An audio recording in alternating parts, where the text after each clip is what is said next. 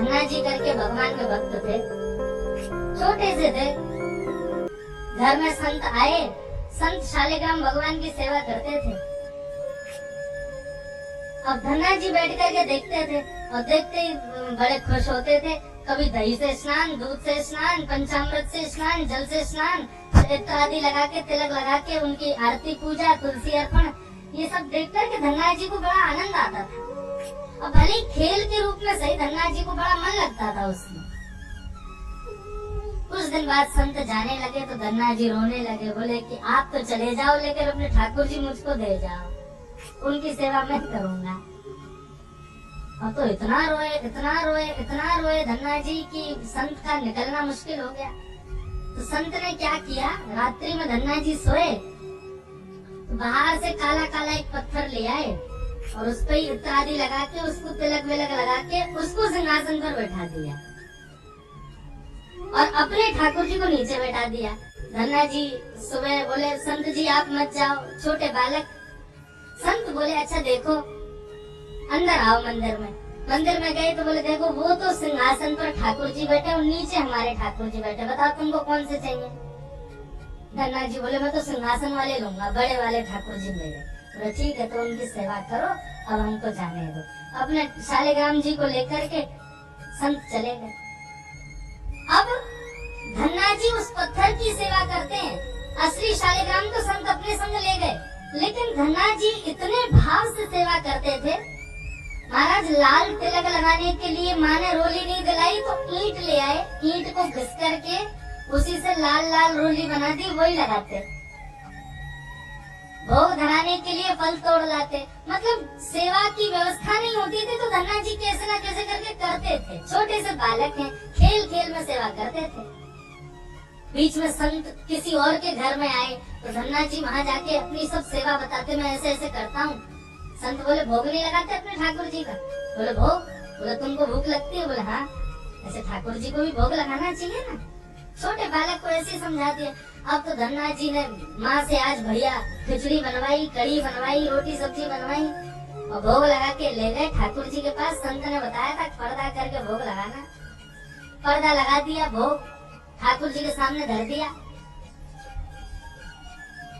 धन्ना जी बार बार पर्दे में से देखे, खा ही नहीं रहे, ठंडा हो जाएगा भोग। ठाकुर जी खा लो जल्दी से, देखो बढ़िया गरम गरम कढ़ी लाया हूँ और खिचड़ी बनाई, मैया ने घी डाला, उस पर पालो प्रेम से। बहुत देर हो गई, ठाकुर जी नहीं पाए तो धन्ना जी वहीं लेट गए। बोले आप नहीं पाओगे तो मैं भी नहीं पाऊंगा, मैं भी भूखा ही रहूंगा फिर। अब इतना सहज सरल प्रेम धन्ना जी का। भूखे प्यासे धन्ना जी पड़े हैं नीचे, छोटा सा बालक है, ठाकुर जी से देखा नहीं गया। इतने में ही महाराज लेट गए। धन्ना जी, उनको चटकारों की आवाज आने लगी। चटकारे, जैसे कोई आदमी को ज्यादा स्वाद आए तो अपनी उंगलियां चाटता है ना, तो जब चट चट आवाज आती है चाटने पर, ऐसे चटकारों की आवाज आई। धन्ना जी बोले, चटकारे कहाँ से आ रहे हैं? जैसे ही पीछे देखा पर्दा खोल करके तो नन्हे से बाल गोपाल प्रकट हो गए हैं और धन्ना जी के सुंदर प्रसाद को स्वीकार कर रहे, पा रहे।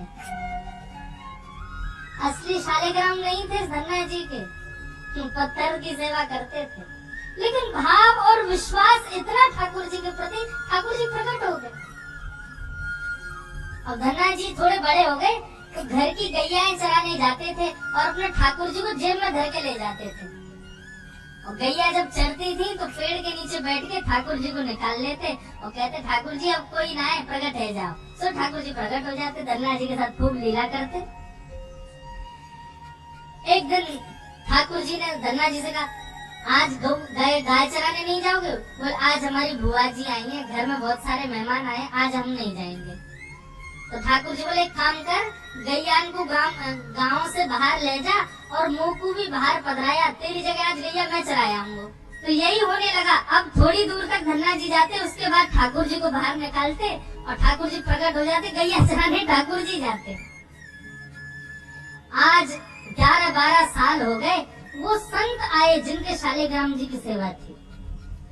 संत जैसे आए, धन्ना जी ने प्रणाम किया, जय हो मेरे गुरुदेव, गुरु जी के चरणों में प्रणाम। गुरु जी आपने ऐसे ठाकुर जी प्रदान किए, मेरा तो जीवन उत्सव हो गया। अच्छा, कहाँ है तुम्हारे ठाकुर जी, सेवा पूजा कैसी चल रही है, अभी तक कर ही रहे हो? उनको लगी पत्थर है, बचपन में की होगी, अब तो बड़ा हो गया। कहाँ है तुम्हारे ठाकुर जी? बोले ठाकुर जी अभी नहीं है, ठाकुर जी तो गैया चराने गए हैं। संत बोले मतलब? बोले हाँ, मैं कभी व्यस्त होता हूँ तो मैं ठाकुर जी को गैयाओं के संग भेज देता हूँ, ठाकुर जी गैया चराने जाते हैं। संत बोले पहले तो छोटा था, अब तो इतना बड़ा हो गया, अब भी बचकानी बातें करता है। अरे लाला ऐसे मत बोला करो। तो नहीं नहीं, सच में ठाकुर जी गैया चराने गए। आपको विश्वास नहीं? शाम को चलो मेरे संग। गुरु जी को लेकर के वन में गया तो वन में गैयाएं चर रही थी। बोले कहाँ है तेरे ठाकुर जी? अरे देखो वो दोहरी गैया के पीछे पीछे हाँक रहे हैं, वाको पीछे पीछे चल रहे हैं, वाक्य देखो ठाकुर जी दिख तो रहे। गुरु जी बोले हमको नहीं दिख रहे। धन्ना जी दौड़ के ठाकुर जी के पास गए, बोले मेरे गुरु जी आए हैं, उनको देखे जाओ। भगवान बोले उनको नहीं देखेंगे हम बस तुमको ही देखेंगे, तुम्हारे सखा तुमको देखेंगे, सबको थोड़ी देखेंगे। अरे भैया ऐसा मत करो। क्यों? बोले आपको और मोको एक दूसरे से मिलवाने वाले तो गुरुजी हैं। गुरुजी यदि मुझको नहीं देके जाते आपको तो आप मुझे कैसे मिलते? मेरे गुरुदेव हैं, इन्होंने ही तो मुझको दिया था आपको। ठाकुर जी रीझ गए, पुनः पुनः धस की भक्ति, ऐसा भाव। इतने में ही नीलमणि ठाकुर जी प्रकट हो गए, और जैसे ही प्रकट हुए दूर खड़े गुरुदेव के एक एक रोम बिलकने लगा, रोने लगे, और धन्ना के चरणों में प्रणाम किया। बोले हम सच्चे शालिग्राम से प्रकट नहीं कर पाए, तूने सामान्य पत्थर से प्रकट कर दिया ठाकुर जी को। हम अष्टयाम सेवा से प्रकट नहीं कर पाए और तूने सामान्य पत्थर घिस घिस के तिलक लगा के प्रकट कर दिया ठाकुर जी को। तुम 56 भोग पधरा करके ठाकुर जी को प्रकट नहीं कर पाए, तू बेसर की रोटी खवा के ठाकुर जी को चटकारे दिलवाता है। हम यहाँ ठाकुर जी से प्रार्थना करते हैं, कभी त्रिभंग लली से सीधे लली भी बन जाओ, नेक पूरक नहीं वहीं खड़े रहो, दर्द रह जाता होगा, हाथ में हाथ सीधे कर लो। तू ठाकुर जी से गैया चरवा रहा है अपनी। धन्य है धन्ना तेरी भक्ति को।